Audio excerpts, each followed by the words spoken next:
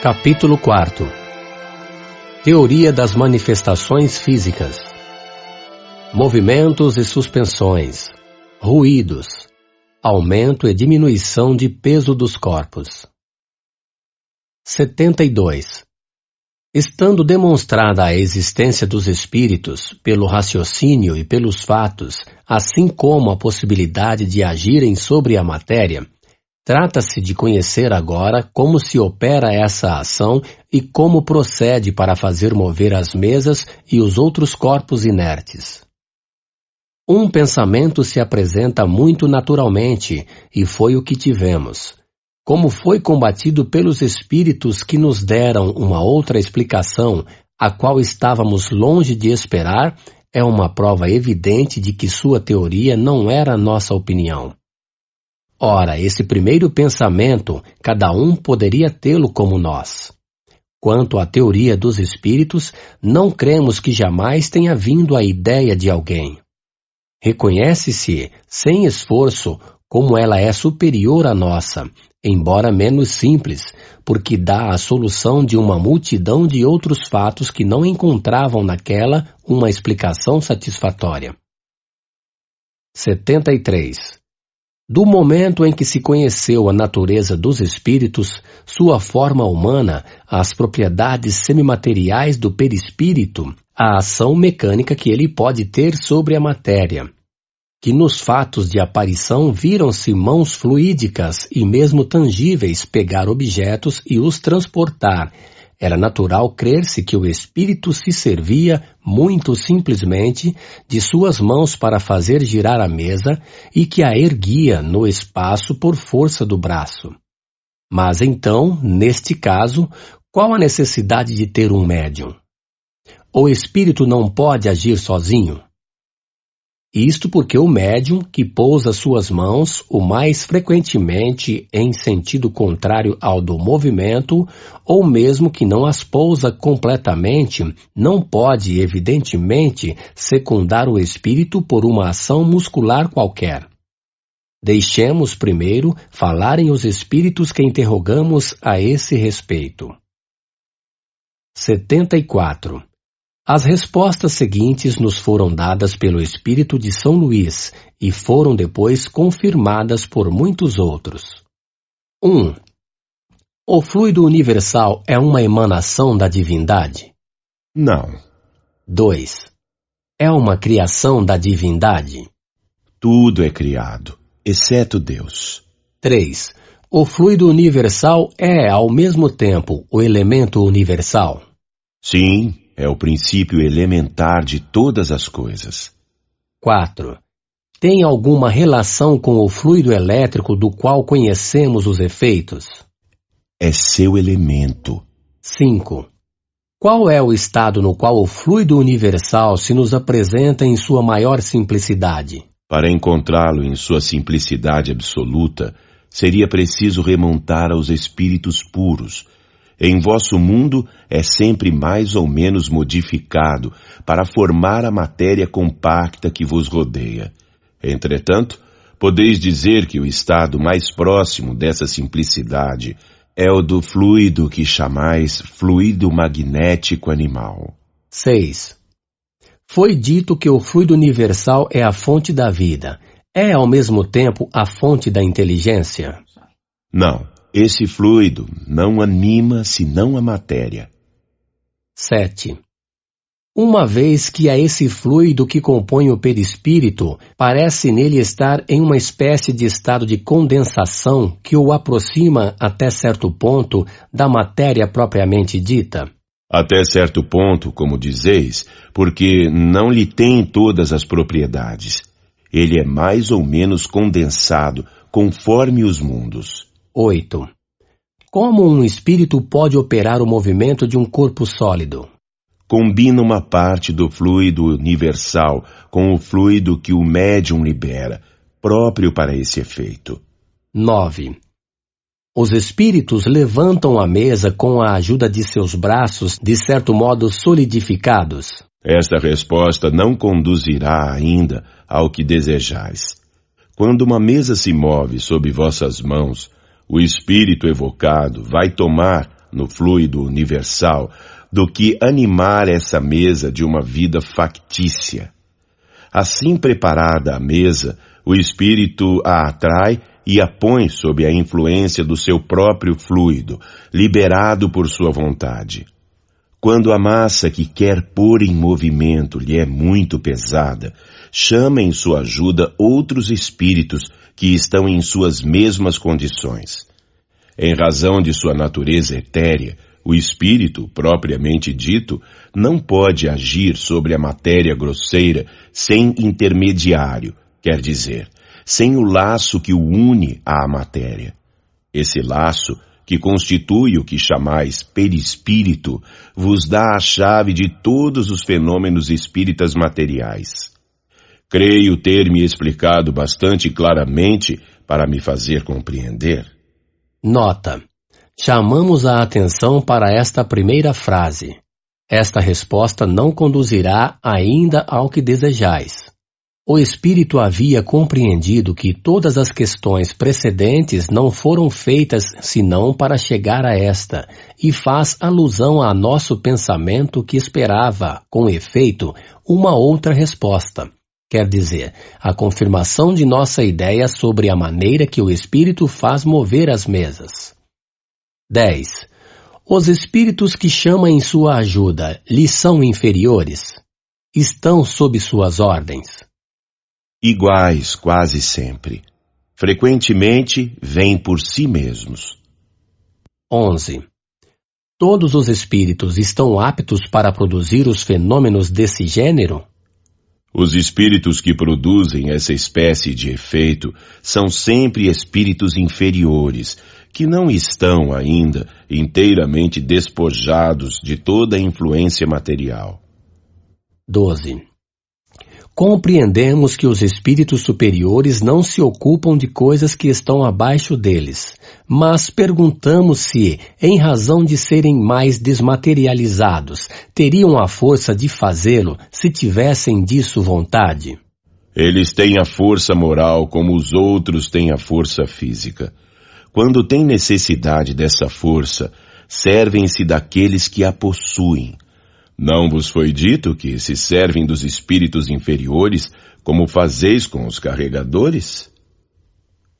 Nota: foi dito que a densidade do perispírito, se pode exprimir assim, varia segundo o estado dos mundos. Parece que varia também no mesmo mundo segundo os indivíduos. Nos espíritos avançados moralmente, é mais sutil e se aproxima da dos espíritos elevados. Nos espíritos inferiores, ao contrário, se aproxima da matéria, e é o que faz com que esses espíritos de baixo estágio conservem por tempo tão longo as ilusões da vida terrestre. Eles pensam e agem como se estivessem ainda vivos. Têm os mesmos desejos e, se poderá dizer, a mesma sensualidade. Essa grosseria do perispírito, dando-lhe mais afinidade com a matéria, torna os espíritos inferiores mais próprios para as manifestações físicas. Pela mesma razão, um homem do mundo, habituado aos trabalhos de inteligência, cujo corpo é débil e delicado, não pode erguer um fardo pesado como um carregador. A matéria nele, de alguma sorte, é menos compacta. Os órgãos menos resistentes e tem menos fluido nervoso. O perispírito, sendo para o espírito o que o corpo é para o homem, e sua densidade estando em razão da inferioridade do espírito, supre nele a força muscular, quer dizer, lhe dá, sobre os fluidos necessários às manifestações, uma força maior do que aqueles cuja natureza é mais etérea. Se um espírito elevado quer produzir tais efeitos, faz o que fazem entre nós as pessoas delicadas. Manda fazê-lo um espírito do ofício. 13. Se compreendemos bem o que dissestes, o princípio vital reside no fluido universal. O espírito toma nesse fluido o envoltório semimaterial que constitui seu perispírito, e é por esse meio que age sobre a matéria inerte. É isso? Sim, Quer dizer que ele anima a matéria de uma espécie de vida factícia. A matéria se anima da vida animal. A mesa que se move sob vossas mãos vive como animal. Obedece por si mesma ao ser inteligente. Não é este que a ergue como o homem faz com um fardo. Quando a mesa se eleva, não é o espírito que a levanta à força de braços. É a mesa animada que obedece ao impulso dado pelo espírito. 14. Qual é o papel do médium nesse fenômeno? Já o disse. O fluido próprio do médium se combina com o fluido universal acumulado pelo espírito. É necessária a união desses dois fluidos, quer dizer, do fluido animalizado com o fluido universal, para dar vida à mesa. Mas note bem que esta vida não é senão momentânea. Ela se extingue com a ação, e muitas vezes, antes do fim da ação, logo que a quantidade de fluido não é mais suficiente para animá-la. 15. O espírito pode agir sem o concurso de um médium? Pode agir com desconhecimento do médium. Quer dizer que muitas pessoas servem de auxiliares dos espíritos para certos fenômenos, sem disso desconfiarem. O espírito toma delas, como de uma fonte, o fluido animalizado de que tem necessidade. É assim que o concurso de um médium, tal como entendeis, não é necessário, e é o que tem lugar, sobretudo, nos fenômenos espontâneos. 16. A mesa animada age com inteligência? Ela pensa?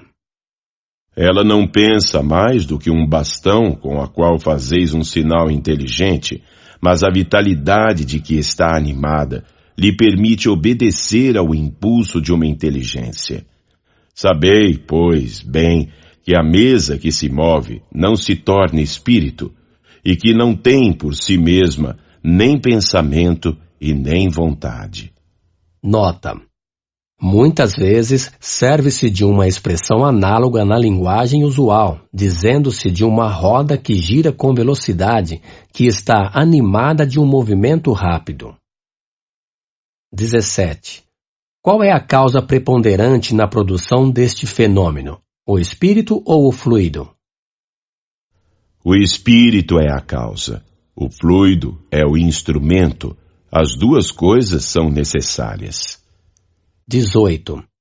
Que papel desempenha a vontade do médium nesse caso? Chamar os espíritos e secundá-los no impulso dado ao fluido. A ação da vontade é sempre indispensável? Ela ajuda a força, mas não é sempre necessária, uma vez que o movimento pode ocorrer contra e malgrado essa vontade, e isso é uma prova de que há uma causa independente do médium. Nota. O contato das mãos não é sempre necessário para fazer mover um objeto. O mais frequentemente o é para dar o primeiro impulso, mas, uma vez que o objeto está animado, pode obedecer à vontade sem contato material. Isto depende, seja da força do médium, seja da natureza dos espíritos. Um primeiro contato não é mesmo sempre indispensável. Disso temos a prova nos movimentos e deslocamentos espontâneos, que não se sonha provocar. 19. Por que todo mundo não pode produzir o mesmo efeito e por que os médiums não têm a mesma força? Isso depende do organismo e da maior ou menor facilidade com a qual a combinação dos fluidos pode se operar. Depois, o espírito do médium simpatiza mais ou menos com os espíritos estranhos que nele encontram a força fluídica necessária. Ocorre com esta força, como com a dos magnetizadores, ser maior ou menor. Sob esse aspecto, há pessoas que são inteiramente refratárias, outras nas quais a combinação não se opera senão por um esforço de sua vontade. Outras, enfim, nas quais ocorre tão naturalmente e tão facilmente que nem desconfiam disso e servem de instrumento sem o saberem, como já dissemos. Ouça-se adiante o capítulo das manifestações espontâneas. Nota: o magnetismo, sem nenhuma dúvida, é o princípio desses fenômenos, mas não como se o entende geralmente. A prova é que há magnetizadores muito poderosos que não fariam mover uma mesinha e pessoas que não podem magnetizar, mesmo crianças, a quem basta pousarem os dedos sobre uma mesa pesada para fazê-la agitar-se. Logo, se a força medianímica não está em razão da força magnética, é que há uma outra causa. 20. As pessoas ditas elétricas podem ser consideradas como médiums? Essas pessoas tomam em si mesmas o fluido necessário à produção do fenômeno e podem agir sem o concurso de espíritos estranhos. Não são médiums, no sentido dado a essa palavra, mas pode ser também que um espírito as assista e aproveite as suas disposições naturais. Nota: essas pessoas seriam como sonâmbulos, que podem agir com ou sem o concurso de um espírito estranho. Ouça no capítulo dos médiuns a parte relativa aos médiuns sonâmbulos. 21. O espírito que age sobre os corpos sólidos para movê-los está na substância mesma dos corpos ou fora dessa substância? Na substância e fora dela. Dissemos que a matéria não é obstáculo para os espíritos, que penetram tudo. Uma porção do perispírito se identifica, por assim dizer, com o objeto que ele penetra. 22. Como o espírito faz para bater? Serve-se de um objeto material? Não mais do que de seus braços para erguer a mesa. Sabeis bem que não tem martelo à sua disposição. Seu martelo é o fluido combinado posto em ação por sua vontade para mover ou para bater. Quando move, a luz vos dá a visão dos movimentos. Quando bate, o ar vos traz o som. 23. Concebemos isso quando bate num corpo duro. Mas como pode fazer ouvir ruídos ou sons articulados no vago do ar? Uma vez que age sobre a matéria, pode agir sobre o ar, tão bem como sobre a mesa. Quanto aos sons articulados, pode imitá-los como todos os outros ruídos. 24. Dizeis que o espírito não se serve das mãos para remover a mesa. Entretanto, viu-se em certas manifestações visuais aparecerem mãos cujos dedos passeavam sobre o teclado, agitavam as teclas e faziam ouvir sons. Não pareceria que o movimento das teclas aqui era produzido pela pressão dos dedos? Esta pressão não é direta e real quando se faz sentir sobre nós mesmos, quando essas mãos deixam marcas sobre a pele. Não podeis compreender a natureza dos espíritos e sua maneira de agir, senão por comparações que somente vos dão uma ideia incompleta, e é um erro sempre querer assimilar seus procedimentos ao vosso. Seus procedimentos devem estar em relação com o seu organismo. Não vos disse que o fluido do perispírito penetra a matéria e se identifica com ela, que a anima de uma vida factícia? Pois bem, quando o espírito pousa os dedos sobre as teclas, os pousa realmente e mesmo as movimenta. Mas não é pela força muscular que pressiona sobre a tecla. Anima a tecla como anima a mesa, e a tecla, que obedece à sua vontade, se movimenta e golpeia a corda. Aqui se passa uma coisa que tereis dificuldades para compreender, e é que certos espíritos são tão pouco avançados e de tal modo materializados, comparativamente aos espíritos elevados, que têm ainda as ilusões da vida terrestre e creem agir como quando tinham seus corpos. Não se dão mais conta da verdadeira causa dos efeitos que produzem, do mesmo modo que um camponês não se dá conta da teoria dos sons que articula. Perguntai-lhes como tocam o piano, e vos dirão que golpeiam em cima com seus dedos, porque eles creem golpear.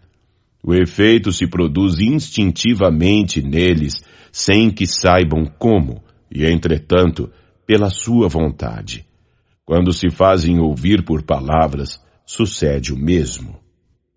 Nota: resulta dessas explicações que os espíritos podem produzir todos os efeitos que nós mesmos produzimos, mas por meios apropriados ao seu organismo. Certas forças que lhes são próprias substituem os músculos que nos são necessários para agir, do mesmo modo que o gesto substitui, nos mudos, a palavra que lhes falta. 25. Entre os fenômenos que se citam como provas da ação de uma inteligência oculta, há os que são evidentemente contrários a todas as leis conhecidas da natureza. A dúvida, então, não parece permitida? É que o homem está longe de conhecer todas as leis da natureza. Se as conhecesse todas, seria espírito superior. Cada dia, entretanto, dá um desmentido àqueles que, crendo tudo saber, pretendem impor limites à natureza e, por isso, não ficam menos orgulhosos. Revelando sem cessar novos mistérios, Deus adverte o homem para desconfiar de suas próprias luzes, porque um dia virá em que a ciência do mais sábio será confundida. Não tendes, todos os dias, exemplos de corpos animados de um movimento capaz de sobrepujar a força da gravitação? A bala de canhão lançada no ar não supera momentaneamente essa força? Pobres homens que creem ser tão sábios e cuja tola vaidade é a cada instante confundida, sabei, pois, que ainda sois bem pequeninos. 75. Essas explicações são claras, categóricas e sem ambiguidade. Delas ressalta esse ponto capital de que o fluido universal, no qual reside o princípio da vida, é o agente principal das manifestações e que esse agente recebe seu impulso do espírito, seja este encarnado ou errante. Esse fluido condensado constitui o perispírito ou envoltório semimaterial do espírito. No estado de encarnação, o perispírito está unido à matéria do corpo. No estado de erraticidade, está livre. Quando o espírito está encarnado, a substância do perispírito está mais ou menos ligada, mais ou menos aderente, se pode exprimir assim. Entre certas pessoas, há uma espécie de emanação deste fluido, por consequência de seu organismo, e isto é, propriamente falando, o que constitui os médiuns de influências físicas. A emissão do fluido animalizado pode ser mais ou menos abundante, sua combinação mais ou menos fácil, e daí os médiuns mais ou menos potentes. Não é também permanente, o que explica a intermitência da força. 76. Se temos uma comparação, quando se tem vontade de agir materialmente sobre um ponto qualquer colocado à distância, é o pensamento que quer, mas o pensamento sozinho não irá tocar esse ponto.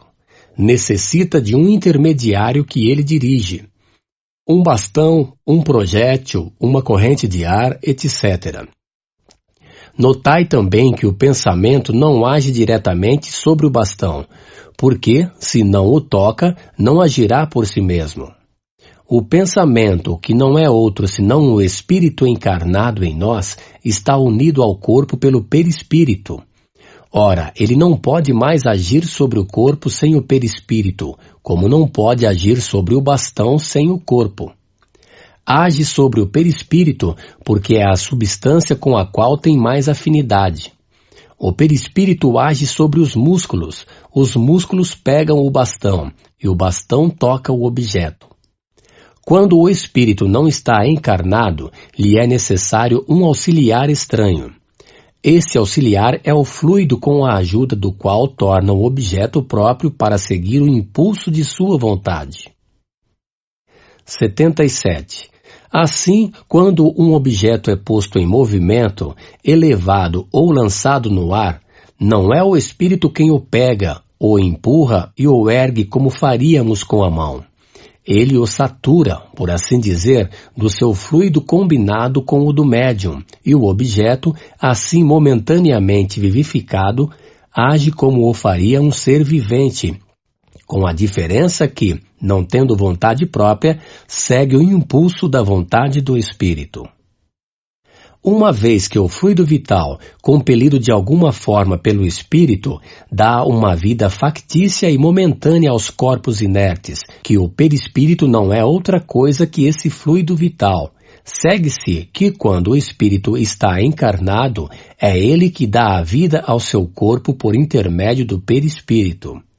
A ele fica unido enquanto o organismo lhe permita. Quando se retira, o corpo morre.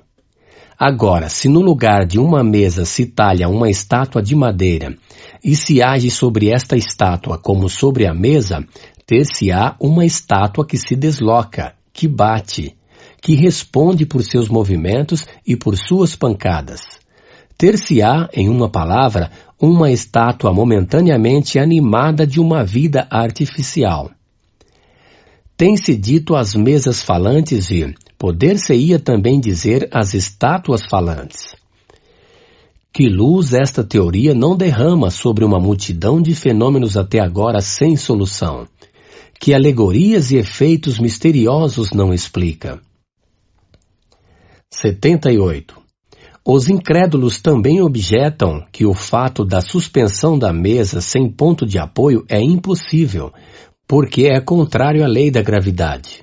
Responderemos desde logo que sua negação não é uma prova.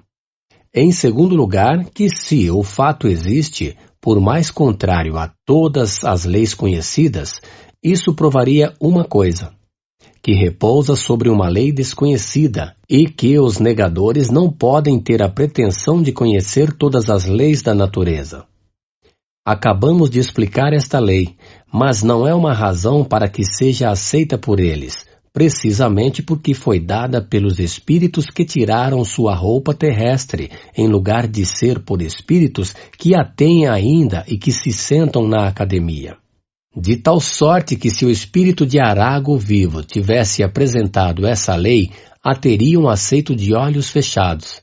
Mas dada pelo espírito de Arago morto, é uma utopia. E por que isso? Porque creem que, estando Arago morto, tudo está morto nele. Não temos a pretensão de dissuadi-los. Entretanto, como esta objeção poderia embaraçar certas pessoas, vamos ensaiar em respondê-la, desde seu ponto de vista, quer dizer, fazendo abstração, por um instante, da teoria da animação factícia. 79. Quando se faz o vácuo sob a campana da máquina pneumática, esta campana adere com uma tal força que é impossível levantá-la por causa do peso da coluna de ar que pesa sobre ela. Que se deixe entrar o ar e a campana se levanta com a maior facilidade, porque o ar de baixo faz contrapeso com o ar de cima. Entretanto, abandonada a si mesma, ficará sobre o prato em virtude da lei da gravidade. Agora que o ar de baixo seja comprimido, que tenha uma densidade maior que a de cima, e a campana será erguida malgrado a lei da gravidade. Se a corrente de ar for rápida e violenta, poderá ser sustentada no espaço sem nenhum apoio visível, à maneira desses bonecos que se faz voltear sobre um jato de água. Por que, pois, o fluido universal, que é o elemento de toda a matéria, estando acumulado ao redor da mesa, não teria a propriedade de diminuir-lhe ou aumentar-lhe o peso específico relativo, como o ar o faz com a campana da máquina pneumática, como o gás hidrogênio o faz com os balões, sem que sejam, por isso, derrogadas as leis da gravidade? Conheceis todas as propriedades e toda a força desse fluido? Não. Muito bem. Não negueis, pois, um fato porque não podeis explicá-lo. 80. Voltemos à teoria do movimento da mesa. Se, pelo meio indicado, o espírito pode levantar uma mesa, pode levantar qualquer outra coisa. Uma poltrona, por exemplo. Se pode levantar uma poltrona, pode também, com uma força suficiente, levantar, ao mesmo tempo, uma pessoa sentada nela. Eis, pois, a explicação desse fenômeno que o Sr. Home produziu 100 vezes em si mesmo e sobre outras pessoas. Ele o renovou durante uma viagem a Londres e, a fim de provar que os espectadores não eram joguete de uma ilusão de ótica, fez no teto uma marca com lápis e passou sob ela. Sabe-se que o Sr. Home é um poderoso médium para os efeitos físicos. Era, nesse caso, a causa eficiente e o objeto. 81. Faz um momento falamos do aumento possível do peso. Com efeito, é um fenômeno que se produz algumas vezes e que nada tem de mais anormal do que a prodigiosa resistência da campana sob a pressão da coluna atmosférica. Viram-se, sob a influência de certos médiuns, objetos bem leves oferecerem a mesma resistência, depois, de repente, cederem ao menor esforço. Na experiência acima, a campana não pesa, na realidade, por si mesma, nem mais nem menos, mas parece mais pesada pelo efeito da causa exterior que age sobre ela. Provavelmente o mesmo ocorre aqui. A mesa tem sempre o mesmo peso intrínseco, porque sua massa não aumentou, mas uma força estranha se opõe ao seu movimento, e esta causa pode estar nos fluidos ambientes que a penetram, como a que aumenta ou diminui o peso aparente da campana está no ar. Fazei a experiência da campana pneumática diante de um camponês ignorante e, não compreendendo que é o ar que não vê que age, não será difícil persuadi-lo de que é o diabo. Dir-se-á, talvez, que sendo esse fluido imponderável, seu acúmulo não pode aumentar o peso de um objeto. De acordo, mas notai que, se nos servimos da palavra acúmulo, foi por comparação e não por assimilação absoluta com o ar. Ele é imponderável, seja, entretanto, nada à prova. Sua natureza íntima nos é desconhecida e estamos longe de conhecer-lhe todas as propriedades. Antes que se tivesse experimentado o peso do ar, não se suspeitava do peso desse mesmo ar. A eletricidade está também alinhada entre os fluidos imponderáveis. Entretanto, um corpo pode ser detido por uma corrente elétrica e oferecer uma grande resistência àquele que queria levantá-lo. É, pois, que se tornou aparentemente mais pesado. Porque não se vê o suporte, seria ilógico concluir que não existe. O espírito pode ter, pois, alavancas que nos são desconhecidas. A natureza nos prova, todos os dias, que sua força não se detém no testemunho dos sentidos. Não se pode explicar, senão por uma causa semelhante, o fenômeno singular, do qual se viram muitos exemplos de uma pessoa jovem, débil e delicada, levantando com 2 dedos, sem esforço e como uma pluma, a um homem forte e robusto com o assento em que estava. O que prova uma causa estranha à pessoa são as intermitentes